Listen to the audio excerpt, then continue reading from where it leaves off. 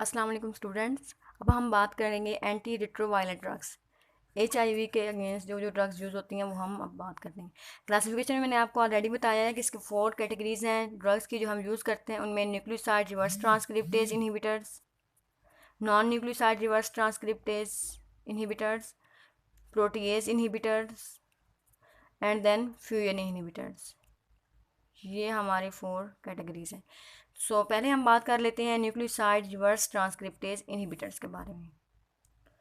इनका जो mechanism of action है वो कॉमन है। इसमें जो ड्रग्स आई थी वो मैंने आपको ऑलरेडी बता दी थी, जाइडोवियोडीन, लेमिवियोडीन, स्ट्रावियोडीन एंड डाइडाइनोसिन। ये आप लोगों ने याद रखनी है। और ये अगर ड्रग्स अगेन से याद करनी है तो आप मेरी जो क्लासिफिकेशन की वीडियो है वो अगेन से देख लें और आपको ये ड्रग्स मेमोराइज हो जाएंगी। अब हम अब हम बात करते हैं मैकेनिज्म ऑफ एक्शन की।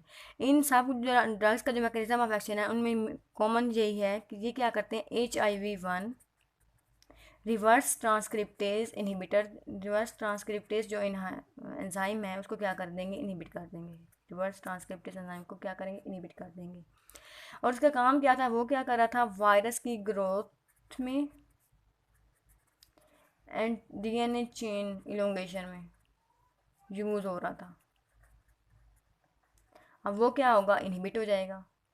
और इसके अलावा ये भी प्रो ड्रग्स हैं, और ये जो सेलुलर एंड प्रो ड्रग्स हैं और ये कन्वर्ट हो जाती हैं इनटू एक्टिव फॉर्म्स में इन फास्फोराइलेशन के मेथड से, फास्फोराइलेशन के मेथड से। और इसमें सेलुलर एंजाइम्स हैं वो यूज़ होते हैं। ठीक हो गया। अब हम बात करते हैं most important, very very important drug, zidovudine. ये आपको हर हाल में आनी चाहिए, इस पर नो कम्प्रोमाइज़। ये क्या है, इसकी कुछ ख़ास बातें हैं, वो ये हैं कि ये फर्स्ट लाइसेंस ड्रग थी। अगर आपसे MCQs में कोई पूछता है कि जो फर्स्ट लाइसेंस ड्रग थी HIV के ख़िलाफ़ वो कौन सी है, जाइडोवियोडीन है। और ये HIV इन्फेक्शंस में एंड एड्स में मोस्ट कॉमनली यूज़ होती है। इसका जो फार्माकोकाइनेटिक है ये हम ओरली देते हैं। ठीक हो गया। अब हम बात कर लेते हैं इसके यूजेस की। हम इसको मोस्ट इम्पोर्टेंट ड्रग कह रहे हैं तो इसके यूजेस क्या क्या हैं।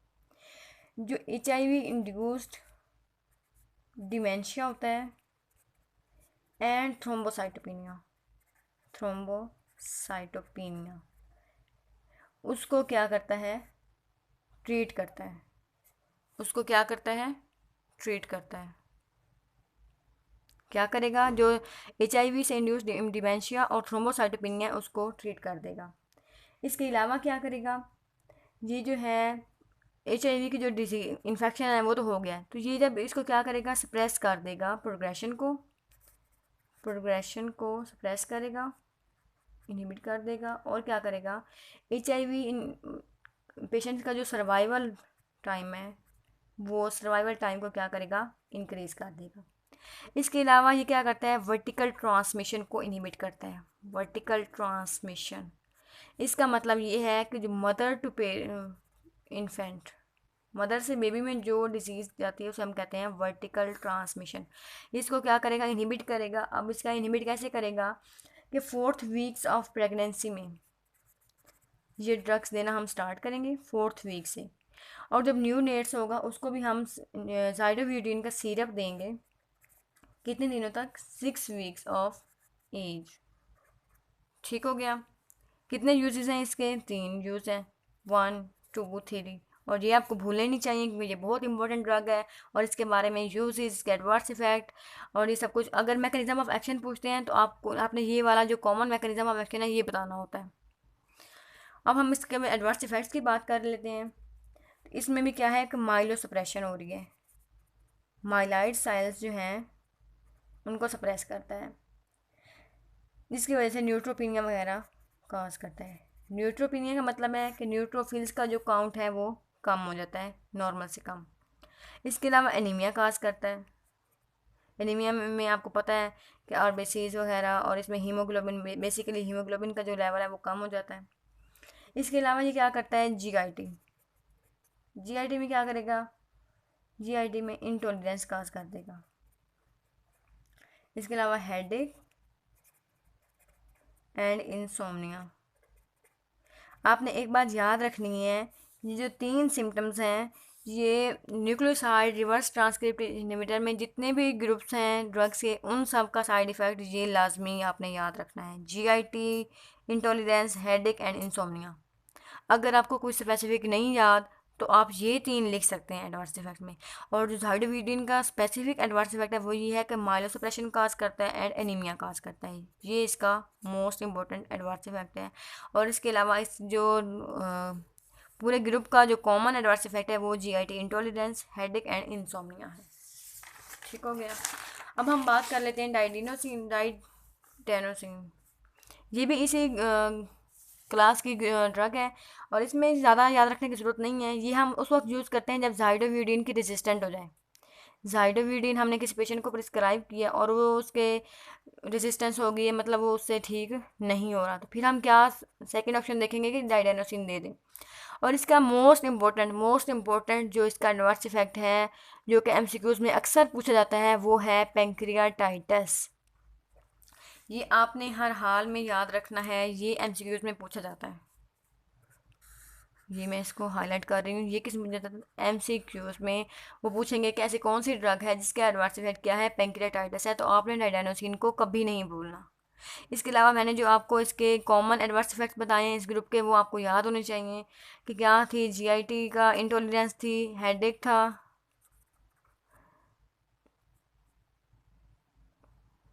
एंड और क्या था हेडेक के अलावा, इंसोम्निया। ठीक हो गया। अब जो इस ग्रुप की जो लास्ट और इम्पोर्टेंट ड्रग है वो है लेमिविडिन।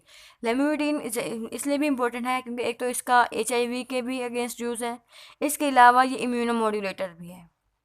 इम्यूनोमोड्यूलेटर, आपने इसके बारे में बस इतनी सी बात याद रखनी है कि ये एचआईवी के खिलाफ भी देते हैं और एंटी हेपेटाइटिस ड्रग के तौर पर भी यूज़ होती है। इसका जो एडवर्स इफेक्ट है वो इसका कोई स्पेसिफिक नहीं है, इसमें भी वही जो इस ग्रुप का है, जीआईटी का इंटॉलरेंस, हेडेक एंड इंसोम्निया। ठीक हो गया। सो नेक्स्ट अब हम बात कर लेते हैं non nucleoside reverse transcriptase inhibitors की।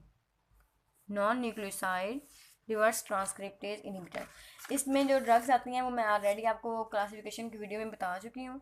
और इसमें जो है नेवरापिन, कौन सी ड्रग आती है, नेवरापिन एंड डेलावर्टिन, इनके बारे में हम बात कर लेंगे। और सबसे पहले हम इसका मैकेनिज्म ऑफ एक्शन की बात करते हैं, जो कि इस ग्रुप का कॉमन मैकेनिज्म ऑफ एक्शन है। ये क्या करेगा, एचआईवी रिवर्स ट्रांसक्रिप्टेज को इनहिबिट नहीं करेगा।